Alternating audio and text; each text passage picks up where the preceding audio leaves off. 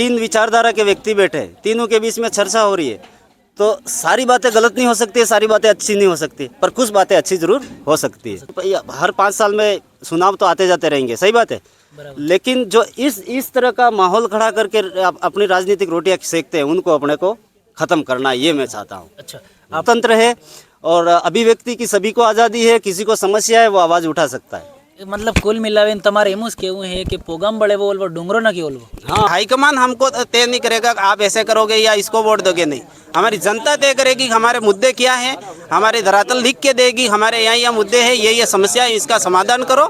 नमस्कार, मैं प्रवीण डोडियार और आप देखना शुरू कर चुके हैं भारत की आवाज़। दोस्तों, हमारी टीम चुनाव यात्रा के दौर में सलूम्बर विधानसभा में है और सलूम्बर विधानसभा में आपको पता ही है कि उपचुनाव हो रहे हैं और उपचुनाव के दौर में यहाँ पर हमारे साथ में कुछ बड़े बुजुर्ग हैं, हम इनसे बातचीत करेंगे आज। पहले तो बहुत बहुत स्वागत दादा हमारे चैनल में। बहुत बहुत स्वागत। मैं गांव बलुआ से आता हूँ। हम सभी पार्टी देख चुके हैं, हम उम्रलायक आदमी हैं, इसलिए अभी भाई जीतू भाई के उपचुनाव में आए हुए हैं सभा में, इसलिए हम जीतू भाई को वोट देंगे, जीतू भाई को जिताना है। धन्यवाद। अच्छा, कणा गाम ना आई एम के एक बार फिर के बलुआ बलुआ बलुआ। अच्छा, हूँ काम काज करो तुम? खेती करा। खेती करो। अच्छा, खेतीवाड़ी में हूँ खेती वगैरह करो मतलब बटे बस गेहूँ ज्वार गाँव जवार। अच्छा, तो एक बड़ा खेती करो तो साल भर साली जाए फिर पीछे? हाँ ना, एक आँख माँ करे साल भर साले साले नहीं भी साले हूँ तो हार गया, हूँ तो कहीं पाकू है नहीं, नहीं पाको। हूँ क्या पाकू। कितने कितने जगह जमीन कितना बीघा है? अरे आपने खाई सका 12 महीना अतरू भी खैर भी बस अतरू से ज़्यादा कहीं नहीं, इतरू 8-10 खाई बीघा जगह। हाँ हाँ हाँ। अच्छा अच्छा, तो सोरा हूँ काम काज करे सूरा से अहमदाबाद है, अहमदाबाद। 4 बच्चे हैं। अटे रोजगार ने सुविधा नहीं, मतलब अटे सब लोग अहमदाबाद जाए? वो हमारे सराड़ा तहसील में आज तक कोई रोजगार नहीं है। रोजगार नहीं? कई सारे नेता बने, कई सारे MLA बने, विकास हित में नहीं है सराड़ा। विकास इतने में नहीं है। नहीं, कने ये बीजेपी और कांग्रेस पार्टियां भी कब पहले से राज ये करती आ रही, अपनी तभी नहीं जोड़ी किया? लेके वोट लेने आते हैं, फिर विकास तो कुछ करते नहीं, ये बात जानते हैं। मैं आज से मतलब 60-70 साल की उम्र है, सभी पार्टी मैंने देख चुका हूँ, सभी को वोट भी दिया, लेकिन कोई किसी का नहीं है। कोई किसी का नहीं। वोट लेने आते हैं, उसके बाद वह भूल जाते हैं। नहीं, अच्छा, वोट लेने आते हैं, फिर इसके बाद फिर कभी दोबारा उस घूम के गाँव में मुड़ के आना नहीं ही आते? भूल जाते हैं ना, अच्छा। गाँव में ही नहीं आते हैं ना। इसलिए जीतू भाई हमारी समाज का आदिवासी का उठा है, तो इसको हमको वोट देना है, इसको जिताना है। अच्छा, तो तमन लागे जीतू भाई भी जीती जाए तो पिज्जा नेता नहीं, वणी जीतेगा जीतू भाई, आवे आवे फासा अटे फासा तुम्हारे गाम में भी फरीन आवे वो लागे? हाँ हाँ, आवे विश्वास है? जीतू भाई तो आएगा ना, क्यों नहीं आएगा, ये तो जाजिम से खड़ा हुआ, अच्छा, वो कुर्सी लेके खड़े होते हैं। नहीं, इतने अरे कुर्सी में जाजम में हो अंतर मन थोड़ा बताओ। हाँ, कहीं अंतर तो अपन तो जमीन से ही उठे हैं। भाई कुर्सी और जाजिम अपन यहाँ बैठे नहीं, कुर्सी कुर्सी होती है और ये सभी के लिए प्रचलित है जमीन। तो जीतू भाई है वो जाजम से खड़े हुए मतलब? बिल्कुल जाजिम से, हम्म, जनता के बहुमत से। जनता ने चुना है इनको? हाँ, जनता ने चुना है। हाँ, हाँ। अच्छा, तो एमा तमो जिताड़ी देवा ना तारे? हाँ, जीताड़ बात आ गया कि जीताड़ नहीं था। ठीक है ठीक है। काका के जिताड़ी दंग ने जीतू भाई ने जयपुर मोकली दंग है? बस क्या हो गया? हाँ, जयपुर में। ठीक है ठीक है। नमस्कार भैया। नमस्कार, आपका चैनल को जोहार। बहुत बहुत धन्यवाद। क्या नाम है आपका? रणवीर आहारी, गाँव बलुआ। अच्छा अच्छा, सब तुम बलवाना से मतलब? बलुआ ये गेंगे हमारे कहेंगे? अच्छा, अजित की हूँ लागी ही अब की बार तमाने? अब की बार तो 110% जीतेंगे जीतू भाई, क्योंकि दो कैंडिडेट है, दोनों कांग्रेस वाले हैं। वो एकदम मतलब उनका तो हमारे गांव के ब्लॉक अध्यक्ष है कांग्रेस का, वो खुद ही बोल रहे हैं कि इस बार कांग्रेस की वोट देना ही नहीं कांग्रेस को, उसको जमानत जब्त करानी है, यूँ कह रहे हैं वो। मतलब कांग्रेस वाले कांग्रेस का ब्लॉक अध्यक्ष है, वो कह रहा है हम्म, कि इस बार कांग्रेस की जमानत जब्त करानी है। अच्छा, तो तमो हो मुद्दा लईने तमो वोट आलो भारत आदिवासी पार्टी?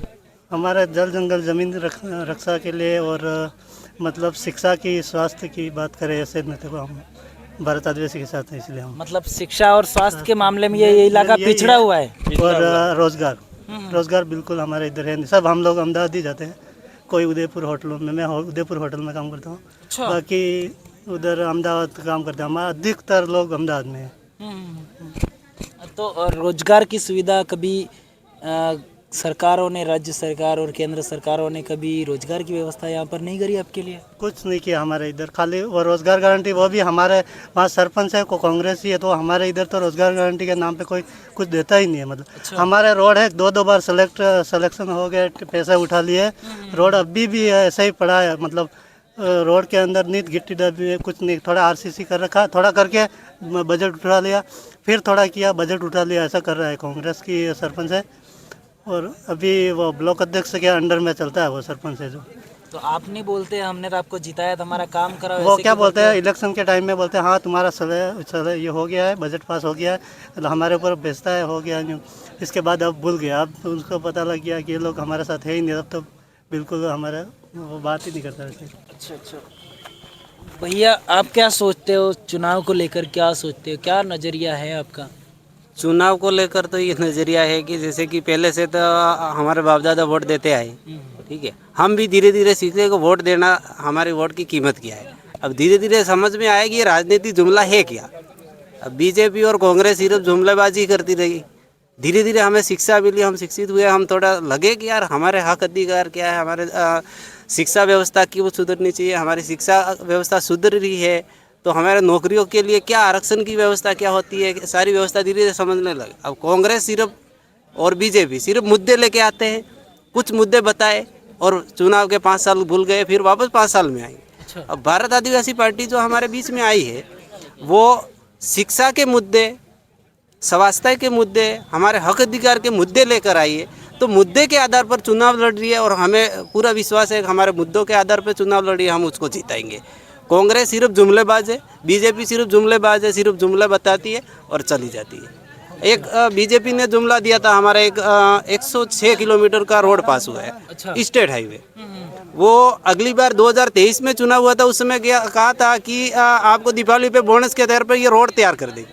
वो 2023 वाली दिवाली भी चली गई, अभी वाली दिवाली भी चली गई, रोड यूँ का यूँ ही पड़ा है। अच्छा, रोड पड़ा यूँ पड़ा न, सब वादे ही वादे रह वादे गए। के वादे ही रह गए। अच्छा, तो ये मतलब कि वादे इनके कभी पूरे होते ही नहीं है, उन्हीं जुमलों में हमें उलझा देते हैं। इसलिए हमें अब तो ठाना है कि बीजेपी को लाना है और बीजेपी के प्रत्याशी जितेश भाई को जिताना है। अच्छा, पहले जो मुद्दे थे वो जैसे कि रोड का मुद्दा आपने बोला, अब वो पूरा नहीं हुआ, फिर चुनाव में फिर उसी मुद्दे को लेकर उसी मुद्दे को लेकर कह रहे हैं कि आपका रोड करवा देंगे, हमें पास करवा दिया। भाई एक बार चुनाव वोट मांगोगे एक मुद्दे को लेकर, एक योजना को लेकर, कितनी बार उस योजना के नाम से वोट मांगो। आज रोड का मतलब कि टेंडर हुआ, वो भी टेंडर पूरा होने आ गया, 5 साल होने आ गए, रोड ही पास मतलब बना ही नहीं है पूरा ढंग से। तो ये कितने वादे करेंगे, लोगों को बेवकूफ़ बनाते हैं। तो पहले तो अनपढ़ लोग थे तो बताते हैं, 5 साल में भूल जाते, उसी मुद्दे को वापस रिपीट करते तो सवाल जवाब नहीं करते। आज धीरे धीरे शिक्षा व्यवस्था बढ़ी है, लोग जागरूक हो गए। भारत आदिवासी पार्टी ने चिंतन शिविर, सामाजिक व्यवस्था करके लोगों को जागरूक किया। अब लोग सवाल कर रहे हैं, तो सवाल कर रहे थे, बीजेपी सही तरीके सवाल नहीं करती है, सीधे आए माइक पे बैठे, मंच संचालन किया और सीधे भाग जाते उल्टे हुए। अच्छा, मुद्दे बात नहीं करते। जैसे मन्नालाल जी रावत है तो वो कहीं कहीं दूसरे मुद्दे ला के बीच में गुजरते हैं। शिक्षा व्यवस्था, जनता को क्या चाहिए, शिक्षा चाहिए, स्वास्थ्य चाहिए, रोजगार चाहिए, उस मुद्दे पे बात नहीं करेंगे, दूसरे मुद्दे बात करके और उनको बेवकूफ़ बना के चले जाते। मतलब जनता को जो जरूरत है, अभी आदिवासियों को क्या जरूरत है, यहाँ पर आदिवासी ज्यादा बाहुल्य क्षेत्र है, आदिवासियों को क्या जरूरत है और क्या पानी की है, रोजगार की, इन बातों पर वो फोकस नहीं करते। नहीं, वो राम मंदिर है, नहीं भारत आदिवासी पार्टी तो लोगों को बेवकूफ़ बना रही है, भड़का रही है ना, आप हिंदू नहीं हो, ऐसे मुद्दों पे बात करिए। जबकि इस मुद्दे पे हमें बात ही नहीं करनी, हमें तो सिर्फ बात करनी है हमारी शिक्षा व्यवस्था, धरातल पर हमें मुद्दे क्या चाहिए उस पर हमें बात करनी है। लेकिन इसकी बात की वो बात ही नहीं करते, वो सिर्फ मंदिरों के न धर्म पे। अरे धर्म को क्या करेंगे, धर्म से तो कोई मुद्दा नहीं है। हमारे मुद्दे जो शिक्षा व्यवस्था, स्वास्थ्य व्यवस्था, धरातल के जो मुद्दे, उन मुद्दों से बात करनी है। उस मुद्दों को लेकर आप वोट मांगो तो हम मानते हैं कि आप वास्तविक हमारा विकास करने आए, उन मुद्दों से बात नहीं करेंगे। वो सिर्फ धर्म में, राजनीति में उलझा के रखते हैं। अच्छा, तो यहाँ पर बीजेपी और कांग्रेस की बात करें तो कौन सा नेता अच्छा था आपके लिए पहले? पहले तो नेता तो सब अच्छे थे, लेकिन बात क्या है, टीएसपी एरिया की बात नहीं करते, इसलिए नहीं करते, नेता सब अच्छे थे, रघुवीर जी भी अच्छे थे, अमृत जी भी अच्छे थे, लेकिन उनको कहीं ना कहीं डर था कि अगर मैं इन क्षेत्र की शिक्षित व्यवस्था की बात करूंगा तो मेरा टिकट कट जाएगा, जैसे कि अभी रघुवीर जी के साथ में हुआ। रघुवीर जी ने एसटी एरिया की आरक्षण की बात की थी वहाँ पे मानगढ़ पे, तो उनका सीधा पत्ता कट गया, टिकट ही कट गया, सांसद CWC कमेटी से हाँ वहाँ से भी कट गया, उधर विधायक टिकट से भी कट गई, अभी स्टार प्रचारक सूची से भी नाम कट गया। अच्छा, हाँ, तो ये इन लोगों की राजनीति ये है, जो इन आदिवासियों को शिक्षित करने की बात करेगा उसको टिकट नहीं देंगे, किसको देंगे, जो हम गर्दन पकड़ के इधर घुमाए, हमारी जय बोलना चाहिए, राम की जय बोलनी है, राम की जय, ये सिर्फ इनके मुद्दों पे बात करने से, हमारे आदिवासियों की शिक्षा पे बात करे ऐसा नेता ये नहीं चाहते। अच्छा, तो आपको क्या लगता है आपकी भारत आदिवासी पार्टी में इनके हाईकमान, भारत आदिवासी पार्टी के हाईकमान जो है वो हैंडल करती है या फिर जो कार्यकर्ता है वो मिलके चलाते, कैसे क्या कुछ होता है इसमें? समाज जाजम व्यवस्था, जनता व्यवस्था जो तय करेगी वो हाईकमान को मानना पड़ता है। हाईकमान हमको तय नहीं करेगा आप ऐसे करोगे या इसको वोट दोगे, नहीं, हमारी जनता तय करेगी हमारे मुद्दे क्या हैं, हमारे धरातल लिख के देगी, हमारे यहाँ मुद्दे हैं, ये समस्या है, इसका समाधान करो, तो उनको समाधान करना पड़ेगा। हमारा हाईकमान तय नहीं करता है, जनता तय करती है। अच्छा, तो लग रहा है अभी जीत जाएगी? बिल्कुल जीत जाएगी। कितना लोगों का जन समर्थन मिल रहा है यहाँ पर? हम जिस भी क्षेत्र में जा रहे हैं, जिन लोगों से मिल रहे हैं, सब लोग यही कह रहे हैं कि इस बार तो हम भले कांग्रेस जो भी बीजेपी का कार्यकर्ता है वो भी ये कह रहा है कि जीतू कटारा को हमारा बीजेपी का समझ के ही हम वोट दे देंगे।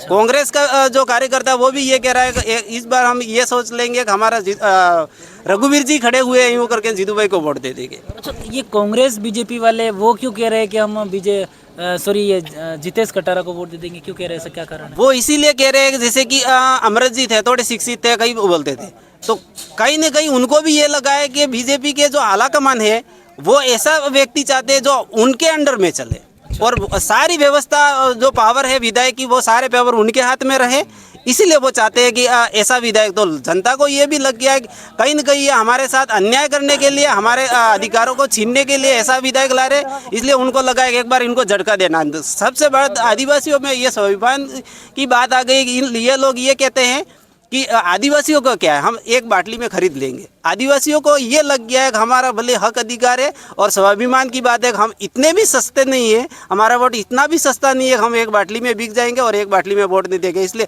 इस अंटेज की खातिर इस बार जितेश कटारा को देना है, ये सोचा है लोग। अच्छा, तो यहाँ पर एक गधे की कीमत ज्यादा होती थी, एक बाटली में कैसे बिक जाएगा? हाँ, इसी फॉर्मूले को इन बीजेपी और कांग्रेस को बताना है कि हमारा मतलब वोट इतना भी सस्ता नहीं है, एक बाटली में बिक जाएगा, हम इस बार बाटली में बिकने वाले नहीं है, एक बार भारत आदिवासी पार्टी को जिताएंगे। भले कांग्रेस के जो कार्यकर्ता है, कांग्रेस के वोटर है, वो भी यही चाह रहे हैं, एक बार हमारी कीमत का एहसास दिलाना इन दोनों सरकार को, वास्तविक हमारी वोट की कीमत क्या है, और हम ऐसे बिकने वाले नहीं है। हाँ, पहले चलो बीजेपी करके दे दिया, कांग्रेस करके दे दिया, इस बार ऐसा नहीं होगा। इस बार एक बार एहसास दिलाना कि आदिवासियों की भी कीमत है, और आदिवासी भी एक वास्तविक अपनी सरकार बना सकता है, अपने स्तर पर एक समाज जाजम खड़ी कर सकता है। ये क्या नाम है आपका?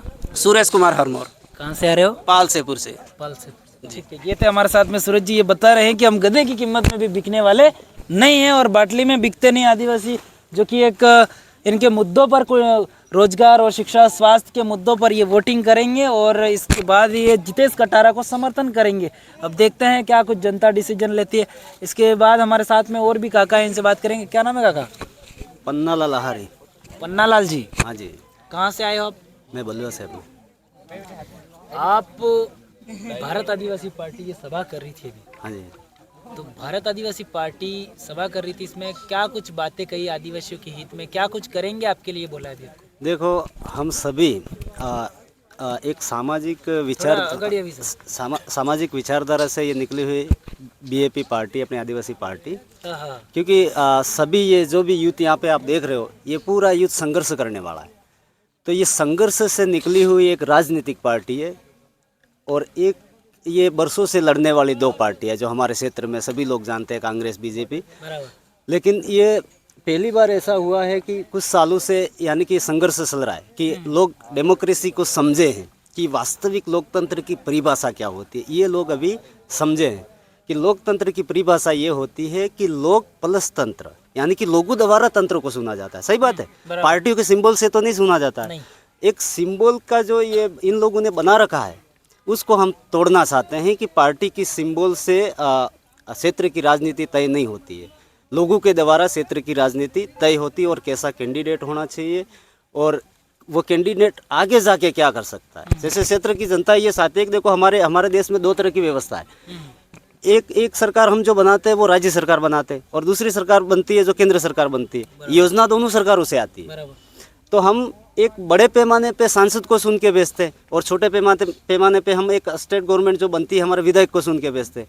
तो विधायक को सुन के भेजते तो एक विधानसभा क्षेत्र का जो भी मसला होता है, जो भी समस्या होती है, शिक्षा, चिकित्सा, रोजगार को लेके, तो वो यहाँ का है कैंडिडेट, तो वो वास्तविकता को जानता है कि हमारे क्षेत्र में क्या क्या समस्या है, तो वो वहाँ ले जाके उजागर करता है। तो सुनी हुई सरकार के समक्ष वो बातें वो रखता है, तो उन बातों पर सरकार देखती है और वो जो भी है अपना कार्य करती है उन बातों पर। नहीं तो आज तक ये लोग जो रहे कांग्रेस बीजेपी वाले, देखो आप भी देखते हो, आप भी मीडिया का काम करते हो, 5 साल हुए नहीं, दोनों आमने सामने लड़ते हैं, एक दूसरे पे आरोप प्रत्यारोप लगाते हैं, काम कुछ हो नहीं रहा है। अभी वो भाई सुरेश जी ने बोला कि रोड पास हुआ कब से, अभी तक रोड का काम नहीं हुआ। तोड़ के वो रोड जो हमारे क्षेत्र में रोड पड़ता है वो रोड पूरा तोड़ दिया है। अब लोग जा रहे हैं जो अपने रोज डेली अप डाउन कर रहे हैं, उनकी गाड़ियाँ टूट गई है। नहीं तो हम ऐसे कैंडिडेट और ऐसी पार्टी को नहीं चाहते, हम उस पार्टी को चाहते हैं कि जो सबको साथ में लेके चले। सबसे बड़ी बात तो एक तो ये विभाजित करते हैं धर्म और मजहब के नाम से और जाति में जाति ढूंढ के, ये जो विभाजित करते हैं उस राजनीति को अपने को ख़त्म करना है। हम ये अपनी व्यवस्था है जो लोकतांत्रिक व्यवस्था है, इसमें एक कैंडिडेट को इसलिए सुनते हैं कि भाई हमारी जन समस्या को लेकर वो जाएगा, वो वो नहीं तय करेगा कि हम सुबह शाम क्या खाएंगे, वो मेन्यू तय करने वाले ये लोग काम कर रहे हैं। नहीं वो काम हमने बहुत देख लिया इनका, तो वो राजनीति अभी क्षेत्र में नहीं चलेगी। हम इनको विकास के लिए सुनते हैं, तो हमारे क्षेत्र के विकास को लेकर ये आगे जाके बात करेंगे। यही हम सभी साथी ने ठान के रखी है कि इस बार अगर सलूमबर विधानसभा हम चुनाव जीतते हैं, इसके बाद में जो भी उज्जवल भविष्य में जितने भी चुनाव आएंगे नहीं, उन चुनावों में ये धर्म, मजहब और जातिवाद की राजनीति को खत्म करके विकासवाद की नीति को स्थापित करेंगे। ये सब हम सभी साथियों ने प्रण ले रखी है। इसलिए इस बार हम संघर्ष कर रहे हैं कि सलूमबर विधानसभा जीते और आने वाले चुनाव में कि उदयपुर की जितनी भी सीटें हैं उन पर हमारी कोशिश रहेगी कि हम जीतेंगे। आपने बात करी, बहुत अच्छी बात करी लोकतंत्र के बारे में। तो मुझे बताइए कि यहाँ पर टीएसपी इलाका लागू होता है, आदिवासी बाहुल्य क्षेत्र है, टीएसपी इलाका लागू होता है। टीएसपी इलाके में करोड़ों को बजट आता है आदिवासियों के लिए, आदिवासियों के हित के लिए। तो ये आदिवासी नेता ही बनते हैं। तो कितने परसेंट, करोड़ों में से कितने परसेंट जो है वो इम्प्लीमेंट धरातल पर करते हैं ये नेता?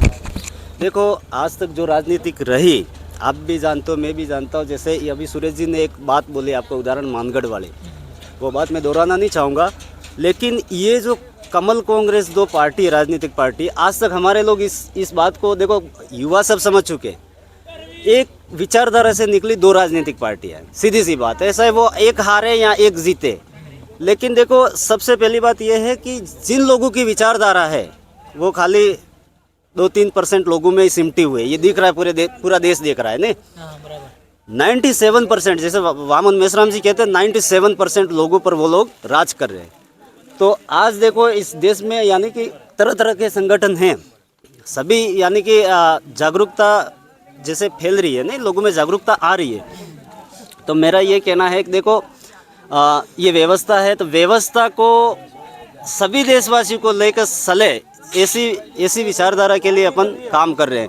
अब ये पार्टी वाले जो रहते हैं, कमल कांग्रेस वाले, ये क्या है कि हमारे नेता कोई भी जाते हैं, जैसे वो एक मोहरा बना के लेके आते हैं कि अपने नेता है, लेकिन वो जीतने के बाद क्या करते हैं, क्योंकि देखो मैं आपको एक छोटा सा वो बताता हूँ कि पार्टी का पार्टी द्वारा और पार्टी के लिए, ये मेन इनका जो रहता है वो अपने को नहीं बताते ये लोग। तो पार्टी का पार्टी द्वारा और पार्टी के लिए वो राजनीति हमें नहीं चाहिए। लोगों का लोगों द्वारा और लोगों के लिए काम करे, वो राजनीति हमें चाहिए। इसलिए हम सब संघर्ष कर रहे हैं। और इनको तो देखो ये कुछ बोल नहीं पाते हैं। सबसे पहली बात तो ये है कि टिकट के साथ इनको नीलाम और गुलाम बना दिया जाता है। ये इसमें यानी कि सारी चीज़ों को हम पढ़ते हैं कि ये क्यों नहीं बोल पा रहे आखिर, नहीं कि हमारे मुद्दों पे क्यों देखो आंखें हैं, कान है, सुनते हैं सब, सारी चीज़ें, तो बोल क्यों नहीं पा रहे। तो ये टिकट के साथ में इनके हाथ काट दिए जाते हैं इन पार्टियों के द्वारा, जो इन पार्टियों को चलाती है वो आइडियोलॉजी के द्वारा। तो हम ये चाहते हैं कि एक स्वतंत्र आवाज़ हमारे क्षेत्र की वहाँ पहुँचे और सरकार के समक्ष हमारी आवाज़ को खुल कर रखे। सही बात है। सही है। और आज देखो अभी कई वक्ताओं ने भी बोला कि हमारी स्कूलों की आप हालत देखते हो, अभी जाके देखो कई कमरे तो जर्जरित थे और हर एक स्कूल में शिक्षकों की कमी है। और देखो हमारे गांव की भी बात करता हूँ मैं, हमारे गांव में 1000 बच्चे पढ़ते हैं सीनियर स्कूल में और वहाँ शिक्षक कितने 17 से 18। क्या करेंगे शिक्षक वो? फिर अपन ये कहते हैं, देखो अपनी भाषा में लोग कहते हैं कि मार साहब बनावे नहीं, मार साहब भूख रहे 1000 ते सो रहे। सही बात है। वहाँ पे जो शिक्षकों की कमी है तो हमारे क्षेत्र का जनप्रतिनिधि क्या करता है उसको देखो वहाँ पे जहाँ स्कूल है वहाँ पे जो कमी है वो उसको पूरी करनी है, उसका काम ही वो है। 5 साल के इसके लिए तो अपने को सुना है। सही बात है। उसको ये इसके लिए तो सुना नहीं है कि भाई धर्म मजहब की बात करो, क्या मानो। अरे अपना देश कई धर्म और कई संस्कृतियाँ और कई परंपराएं और कई विभिन्नता है इस देश में नहीं। तो हमको तो सबको लेके चलना है नहीं। तो एक दूसरे को लड़ाने से तो कुछ होने वाला नहीं। और इनका काम ही वो है, 5 साल तक लड़ाते रहते हैं। और बीजेपी तो 500 साल चुनाव जीतने के बाद भी चुनावी मूड में ही रहती है। हाँ, वो हमेशा चुनावी मूड में ही रहती है। काम कुछ करना नहीं है, इधर उधर कुछ ना कुछ खड़ा करते रहो। एक मुद्दा खत्म नहीं हो, आप मीडिया का काम करते हो, जैसे एक मुद्दा खत्म नहीं होता दूसरा खड़ा हो जाता है। सही बात है। अपने मेरे को देखा था एक अपने मीडिया ने, देखो छोटे मीडिया चैनल जो भी है बेचारे, देखो मेन स्ट्रीम की मीडिया तो आज आप सभी जानते हो, वो मीडिया तो अब सरकार के लिए काम कर रही है। सही बात है। तो यूपी में कुछ मेरे को एक देखा था कि ईवीएम मशीन चोरी हुआ था, पूरा ट्रक पकड़ा था। मीडिया उसको नहीं दिखा रही है। मीडिया यूक्रेन और रशिया के बीच में क्या हो रहा है, अरे भाई अपने देश में क्या हो रहा है उसको भी दिखाओ। सही बात है। तो हमारा ये कहना है कि ये सारे जो चीज़ें हो रही है वो बहुत गलत हो रही है। देखो अपने को देखो शासन व्यवस्था को भी सुधारना है, प्लस हमारी शासन व्यवस्था की वजह से गणतांत्रिक व्यवस्था बिगड़ रही है। समझ रहे हो आप? क्योंकि वो शासन व्यवस्था जो है, पहले तो उनको मीडिया पे कब्जा किया, मीडिया के बाद में अपने आदमी जो सेट करके हर लॉबी में अपना आदमी घुसा दिया।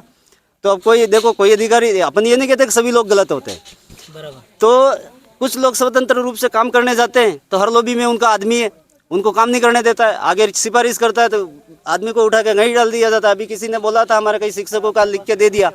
तो इस तरह की चीज़ें जो हो रही है वो नहीं होनी चाहिए। देखो लोकतंत्र है और अभिव्यक्ति की सभी को आज़ादी है, किसी को समस्या है वो आवाज़ उठा सकता है। मतलब कुल मिलावे तमारे एमुस केवु है कि पोगम बड़े बोल वो डूंगरो ना केवल वो। हाँ, हर 5 साल में चुनाव तो आते जाते रहेंगे। सही बात है।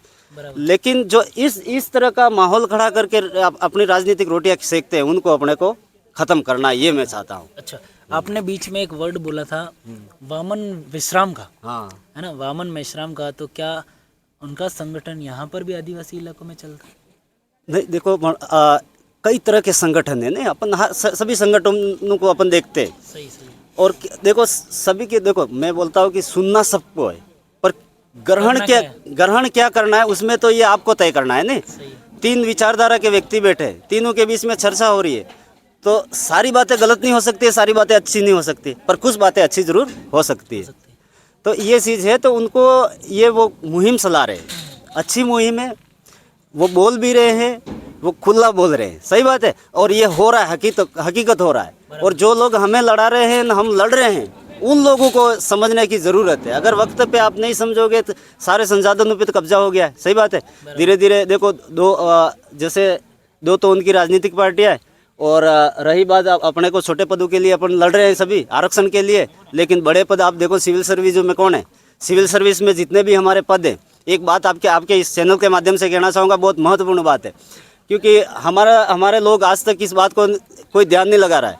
देखो हम अगर कहीं हमारा टीएसपी क्षेत्र है, हो सकता है किसी की ज़्यादा सीटें हैं, तो टीएसपी के ज़्यादा अपने समझो सीटें बच जाती है, तो अपन बोलते हैं कि भाई हमारे बच्चे हैं इनसे भर दो। सही बात है। लेकिन उस पर सभी ऑब्जेक्शन करते हैं। सही बात है। और आपने भी पढ़ा होगा या सभी ने पढ़ा होगा, पता नहीं किसी ने ध्यान दिया नहीं दिया, लेकिन मेरे को कई बार न्यूज़पेपर में ये पढ़ा है कि जो सिविल सर्विसेज जो होते अपने पद आरक्षित होते, उनको मीडिया में भी, पेपर में, प्रिंट मीडिया में भी दिया जाता है कि एसटी वर्ग में प्रतिभा नहीं होने की वजह से ये सामान्य वर्ग से भरा जाता है।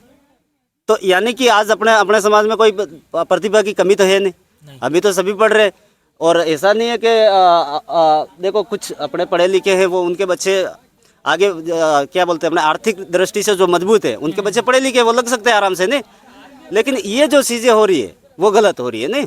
तो कहीं ना कहीं मेरा ये कहना है कि देखो आरक्षित सीटें हैं, वो जो प्रतिनिधित्व है वो आपके हाथ में रहना चाहिए। तो आपके आने वाली पीढ़ियों के लिए अच्छा रहेगा और आपके समाज के लिए अच्छा रहेगा और क्षेत्र के लिए भी अच्छा रहेगा। मतलब ये प्रतिनिधित्व करेंगे तो आरक्षण ये बचा पाएंगे और ये आरक्षण इम्प्लीमेंट कर पाएंगे, मतलब यहाँ पर implement हाँ, जो कम से कम हमारी जो आरक्षित सीटें हैं वो बचा पाएंगे। और हम ये देखो, हम किसी से देखो आज तक आदिवासी परिवार किसी का सीनता नहीं है, नहीं, पर हमारा है जो सीन रहे वो नहीं होना चाहिए। सही बात है, जो हमारा हक का है वो तो हम मांगते हैं। सही बात है, तो यही बात हम कहना चाहते हैं। नहीं, तो अभी क्या लग रहा है कौन सी पार्टी का पलड़ा भारी, अभी बात लास्ट में यहीं तक आती है? देखो अभी जैसे जो इन्वायरमेंट अपन देख रहे हैं ना कि जिस तरह का अभी है, और ये दो अपन कैंडिडेट देख रहे हैं, तो उससे तो ये लगता है कि वो कहीं भी मैदान में है नहीं, वैसा लग रहा है नहीं।